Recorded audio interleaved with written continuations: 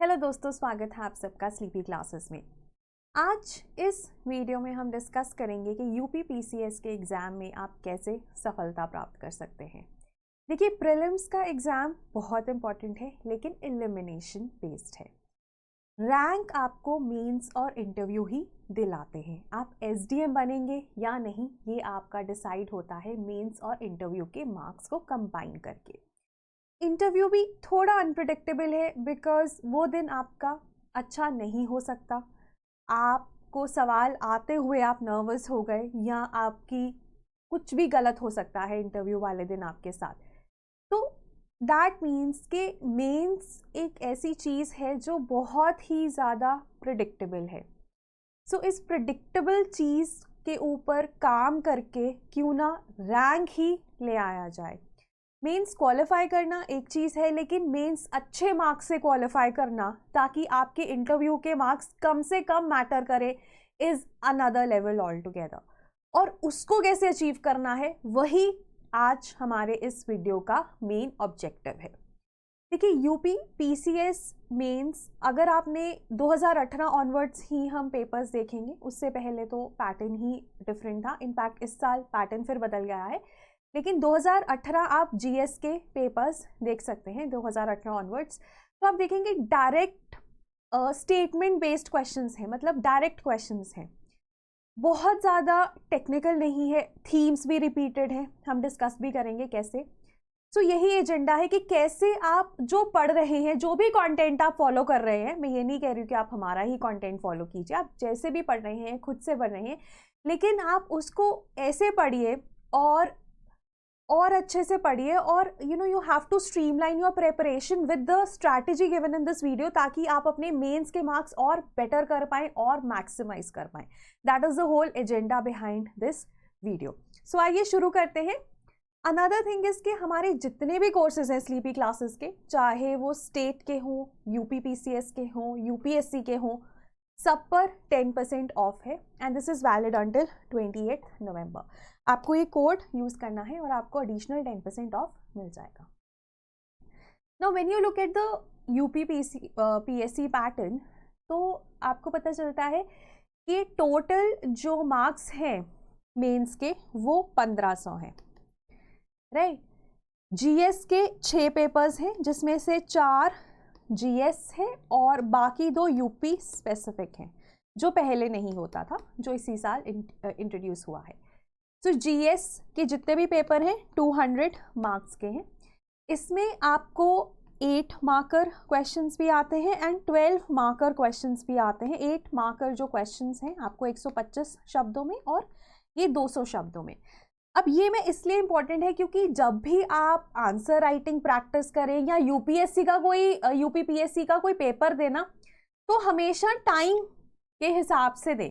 मतलब अगर आप 8 मार्क्स का क्वेश्चन अटेम्प्ट कर रहे हो तो आपको कोशिश करनी है कि वो 7 मिनट में आप लिख दें। बहुत मुश्किल है ये, अगर आप तैयारी अभी शुरू ही कर रहे हैं, आपने बहुत सारे आंसर्स नहीं लिखे हैं, तो ये अचीव करना मुश्किल है। आज अगर आपको मैं 2018 या 19 का पेपर दूं और बोलो इस पे लिखिए, तो आप कुछ ना कुछ तो लिख ही देंगे, है ना। अब बैटल क्या है कि आपको उसको अच्छे से लिखना है, ठीक है। You have to write your best, better than the others, तभी तो आप टॉप रैंकर्स में आएंगे ना। एंड दूसरा, आपको वो अच्छा लिखना है विद इन टाइम। तो ये दोनों चीज़ें अगर आप कॉन्शियसली जो भी आप कंटेंट पढ़ रहे हैं, आपको पता है ये कंटेंट क्या मेरे को मेंस आंसर्स राइटिंग में हेल्प करेगा, इसको मैं कहीं लिख सकती हूँ, उस नज़रिए से पढ़ रहे हैं ना, तो आपके लिए मेंस के आंसर्स लिखना थोड़ा आसान हो जाएगा। ये आपको पता होगा ये मैंने उसमें लिखना है। तो these 2 things you have to keep in mind that you have to write very good answers and that too within time limit. ये दोनों चीज़ें अचीव करना बहुत मुश्किल है, धीरे धीरे आती हैं, तभी हम कहते हैं कि आंसर्स लिखते रहिए। उसके बाद एस्से का जो पेपर है वो 150 मार्क्स का है, ठीक है। 3 एस्सेज आते हैं, 150 मार्क्स का ये पेपर रहता है 3 घंटे का। और दूसरा इसमें जो चैलेंज है यूपी पीएससी मेंस में वो है हिंदी का।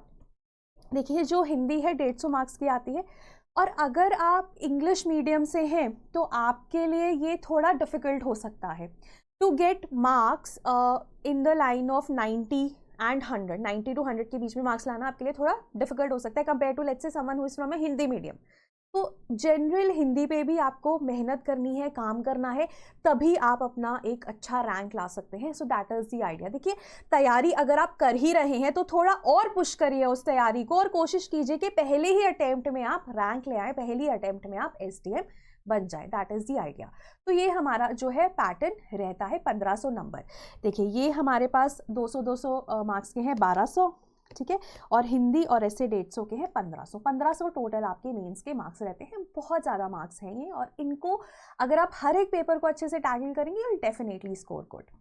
उसके बाद जैसे कि अगर मैं आपसे बात कर रही थी कि पेपर में ना बहुत सारी थीम्स रिपीट होती हैं। जैसे GS1 की अगर मैं बात करूँ तो GS1 में ये 4 सब्जेक्ट्स हैं: Indian heritage and culture, history, geography and Indian society. मतलब अगर आप GS1 की तैयारी कर रही हैं, आपको सिलेबस के हिसाब से ये टॉपिक्स कंपेयर करने हैं। अब देखिए, सिलेबस बहुत बहुत बहुत ज़्यादा ज़रूरी है। मैं आपको ये सजेस्ट करूँगी कि सिलेबस का प्रिंट आउट लीजिए और अपनी दीवारों पे उसे लगा लीजिए, जब तक कि आपको सिलेबस का हर एक टर्म ना पता चल जाए।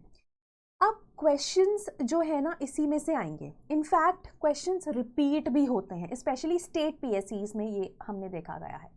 तो सिलेबस को अच्छे से पढ़िए, क्या क्या है सिलेबस में। जैसे यहाँ पर है अर्थक्वेक लिखा हुआ है ना, तो अर्थक्वेक के बारे में आपको सब कुछ पता होना चाहिए। सॉइल्स, तो सॉइल्स के बारे में सब कुछ पता होना चाहिए, स्पेशली जो चीज़ें न्यूज़ में है। कहाँ अर्थक्वेक आ रहे हैं, फॉर इंस्टेंस अभी आइसलैंड में आ रहे हैं, तो पता होना चाहिए क्यों आ रहे हैं, वोल्केनो की वजह से आ रहे हैं, वो भी पता होना चाहिए। तो ऐसी स्टैटिक पार्ट को आपको करंट के साथ लिंक करना आना चाहिए। That is very very important. और चाहे एक और चीज़ मैं बोलना चाहूँगी, GS5 और GS6 सिर्फ यूपी स्पेसिफिक है, लेकिन इवन इन 1, 2, 3, 4 अगर आपके पास यूपी स्पेसिफिक स्कीम्स के एग्जाम्पल्स हैं, या यूपी स्पेसिफिक बजट में से आप कुछ कोट कर सकते हो, या यूपी में कुछ स्पेशल हुआ था उसका एग्जाम्पल कहीं पे भी फिट होता है, तो वो आप 1, 2, 3, 4 में भी लिख सकते हो। ये नहीं है कि यूपी से रिलेटेड जो कुछ भी है वो आपको 5 और 6 में ही लिखना है, ये नहीं मतलब है। GS का मतलब है कि यूपी से रिलेटेड अगर आपको लगता है कोई रेलिवेंट चीज़ है जो आप 1, 2, 3, 4 में लिख सकते हो तो लिखिए, ठीक है। That is important. वुमेन से रिलेटेड अगर कोई स्कीम है तो लिखिए, वो यूपी स्पेसिफिक है तो लिखिए। वुमेन से रिलेटेड अगर कोई क्वेश्चन आता है तो उसमें, तो ये आपको ध्यान में रखना है जब आप मेंस के आंसर्स लिखेंगे। और लाइक आई सेड के बहुत थीम्स हैं जो रिपीटेड होती है। Now these are the themes that are repeated from GS1। 2, 3, 4 में भी होती है। 5 और 6 तो खैर नए पेपर है, और 5 और 6 पहले GS1, 2, 3, 4 में ही थे, अब अलग से उन्होंने पेपर बना दिया है। तो बहरहाल 1, 2, 3, 4 की तो थीम्स रिपीट होती है। This is from GS1। अगर आप चाहते हैं कमेंट्स में मुझे बताइए, मैं 2, 3, 4 में भी जो थीम्स रिपीटेड है वो भी आपके साथ शेयर करूंगी। अब जैसे ना सवाल देखिए कैसे रिपीट होते हैं, जैसे अर्बनाइजेशन पे। अब जो पहला क्वेश्चन है ये शायद 2019 से है। Define urbanisation, discuss the problems caused by fast pace of urbanisation. ठीक है, अब जब आप इसमें अर्बनाइजेशन आपने लिख दिया इंट्रोडक्शन में, बॉडी में आपने प्रॉब्लम्स लिख दी, कंक्लूजन में आप सोल्यूशन भी तो लिखोगे, तभी तो आपका आंसर कंप्लीट होगा। यही तो आपको सीखना है कि कैसे आप आंसर को स्ट्रक्चर करें और उसमें क्या क्या डालें। हमारा स्ट्रक्चर का कॉन्सेप्ट क्या रहता है, आप क्वेश्चन में इंट्रोडक्शन लिखते हो, उसकी बॉडी लिखते हो, उसका कंक्लूजन लिखते हो। तो अगर ये हमारा अर्बनाइजेशन पे, जब भी आप अर्बनाइजेशन का टॉपिक प्रिपेयर करोगे तो आप क्या होता है अर्बनाइजेशन, उससे रिलेटेड कुछ डेटा, उससे रिलेटेड प्रॉब्लम्स और उसकी सॉल्यूशंस, जो भी गवर्नमेंट के पास स्कीम्स हैं एटसेट्रा एटसेट्रा, वो सब प्रिपेयर करोगे। तो अगर आपका अर्बनाइजेशन प्रिपेयर्ड है, क्योंकि एक बार उसमें से क्वेश्चन आ चुका है, अगर नेक्स्ट ईयर क्वेश्चन आता है तो आप धड़ाधड़ उसको लिख दोगे। आप अगर ये 12 नंबर का क्वेश्चन है, 200 शब्दों में लिखना है, लेट्स से आप 9 मिनट में लिख रहे हैं, आप इसे शायद 7 मिनट में ही लिख दे, है ना। तो पॉइंट ये है कि जो रिपीटेड थीम्स हैं उनके ऊपर आपका डेटा, आंसर, टॉपिक प्रिपेयर्ड होना चाहिए। दूसरा क्वेश्चन है discuss the solution to the urban problems, to the urbanisation problems. यहाँ पे अर्बनाइजेशन की प्रॉब्लम भी आएगी, बाकी प्रॉब्लम्स भी आएंगी, तो एक पार्ट तो प्रिपेयर्ड है। उसी तरह से वोल्केनो, अर्थक्वेक, सुनामी पे क्वेश्चन है, जैसे एक साल how are they related to each other, ठीक है, और discuss the causes of volcanic eruption. तो थीम्स जो है रिपीट होती हैं, और कुछ थीम्स है जो हर साल आती हैं, मतलब वोल्केनो पे क्वेश्चन आने के चांसेस हर साल ज़्यादा है। अर्बनाइजेशन पे, वुमेन रिलेटेड ऑर्गेनाइजेशन पे, वुमेन रिलेटेड इश्यूज पे आंसर्स आपके तैयार होने चाहिए। पॉइंट ये है। तो एक ये तरीका है आपको मेंस की तैयारी करने का। बट अगर हम ओवरऑल देखें स्ट्रैटेजी क्या होनी चाहिए, तो GS1 के स्पेसिफिक है। ओवरऑल सबसे पहले ना आपको सारा जो सिलेबस है उसको पढ़ना है। सिलेबस का मतलब है GS1 में क्या क्या टॉपिक्स हैं, ठीक है, GS2 में क्या क्या टॉपिक्स हैं, और देखिए क्या आपने सिलेबस कंप्लीट किया है या नहीं किया है। क्या आपने सिलेबस में स्टैटिक और करंट को लिंक किया है या नहीं किया है। करंट में क्या आपने यूपी स्पेसिफिक स्कीम्स इंक्लूड की है या नहीं की है, यूपी रिलेटेड डेटा इंक्लूड किया है या नहीं किया है, ठीक है। तो आपको सिलेबस के हिसाब से अपना कंटेंट तैयार करना है and you have to add in the UP specific data and schemes, ठीक है, जो आपको बजट से मिल जाएगा। Then when we talk about the next part, उसके बाद हम ना PYQs को एनालाइज करना शुरू करते हैं। GS आप 2018 ऑनवर्ड्स कर सकते हैं क्योंकि उससे पहले ऑब्जेक्टिव पेपर था। तो 2018 ऑनवर्ड्स आप पेपर देखिए और देखिए कि कौन सी थीम्स है जो रिपीट हो रही है और किस तरह के क्वेश्चंस पूछे जाते हैं। डायरेक्ट क्वेश्चंस हैं, स्टेटमेंट टाइप क्वेश्चंस है, कोट बेस्ड क्वेश्चंस है, कैसे क्वेश्चंस है ये आपको एनालाइज करना है और वैसे ही क्वेश्चंस के आपको फिर आंसर राइटिंग प्रैक्टिस करनी है। सबसे पहला जो आपका काम होना चाहिए कि जितने भी पिछले साल के PYQs है ना उनके क्वेश्चंस को आप प्रैक्टिस करिए। जैसे हम स्लीपी क्लासेस में जो कोर्स ऑफर करते हैं उसमें हम ये करवाते हैं, ठीक है। मेंस के केस में हम PYQs के आपको मॉडल आंसर्स देते हैं ताकि आप खुद से लिखिए, देन यू कैन कंपेयर। तो ये करना है, PYQs को प्रैक्टिस कर लिया आपने, उसके बाद आप आंसर राइटिंग भी करते रहिए, ठीक है। आंसर राइटिंग का मतलब है कि जो भी आज आपने टॉपिक पढ़ा, सपोज आज आपने अर्बनाइजेशन का टॉपिक पढ़ा, तो उसके ऊपर जो PYQs है वो भी प्रैक्टिस कर लीजिए और कुछ जो क्वेश्चंस हम आपको देंगे प्रैक्टिस करने के लिए वो भी कर लीजिए। रोज के 3 से 4 क्वेश्चंस आप लिखना शुरू कर दीजिए और पेपर से जस्ट पहले, प्री के बाद, मेन से पहले टेस्ट लिखिए। अब इसमें और इसमें क्या फर्क है, इस यहाँ पर ना आप आंसर राइटिंग सीख रहे हैं। आप एक क्वेश्चन लिखने के लिए 15 से 20 मिनट भी ले सकते हैं, लेकिन यहाँ पर जब आप टेस्ट लिख रहे हैं ना आपको 20 क्वेश्चन 3 घंटे में लिखने हैं। मतलब वही वाला बात, 8 मार्क्स का क्वेश्चन आपको 7 मिनट में और 12 मार्क्स का क्वेश्चन आपको 9 मिनट में अप्रॉक्सीमेटली लिखना है। अगर आप ये नहीं कर रहे हो तो पेपर छूटेगा, पेपर छूटेगा तो पेपर क्लियर होने के, रैंक आना तो दूर, मेंस क्वालिफाई करना भी आपका दूर पर हो जाएगा। तो ये चीज है। तो this is how that you can prepare for mains, that is the basic premise. तो यहाँ पर सबसे ज़रूरी ये है कि आप अपना सिलेबस पढ़िए, उसके हिसाब से कंटेंट तैयार कीजिए, फिर PYQs की प्रैक्टिस कीजिए, उसी के साथ प्रैक्टिस क्वेश्चंस लिखिए and finally when you are done with this, आपको लगता है आपका एक लेवल हिट हो गया है, उसके बाद 3 घंटे में 20 क्वेश्चन वाले टेस्ट लिखिए, तभी आप मेंस रेडी होंगे, ठीक है। और ये तो GS की बात है, एस्से और हिंदी के लिए भी आपको मेहनत करनी पड़ेगी। तो अगर आप खुद से ये कर पा रहे हैं तो बहुत अच्छी बात है, नथिंग लाइक इट। लेकिन अगर आपको हेल्प चाहिए तो स्लीपी क्लासेस आपकी हेल्प कर सकता है in the form of Prahar, that is our UP PSC prelims cum mains course.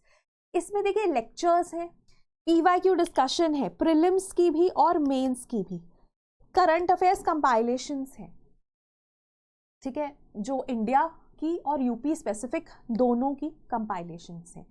Then PYQs के साथ साथ जैसे मैंने आपको बताया प्रैक्टिस MCQs भी मिलते हैं, प्रैक्टिस मीन्स क्वेश्चंस भी मिलते हैं एंड सेपरेट टेलीग्राम ग्रुप। आपका कोई भी डाउट है क्लास में तो आप डाउट्स आ सकते हैं, वो तो आप पूछ ही लेंगे, लेकिन बाद में भी अगर आपको कोई डाउट आता है तो भी उसके लिए टेलीग्राम ग्रुप है and all of this eight 9999। इससे रिलेटेड कोई भी डाउट है आप कमेंट्स में मुझे पूछ सकते हैं, I will be more than happy to help you. Otherwise you can call on this toll free number 1800890343। अगर आप तैयारी कर रहे हैं तो फिर मैं यही सजेस्ट करूंगी कि उसको और अच्छे से करिए and make sure that the first attempt of yours is the last attempt, ठीक है। So that was all from my side, all the best and have a nice day.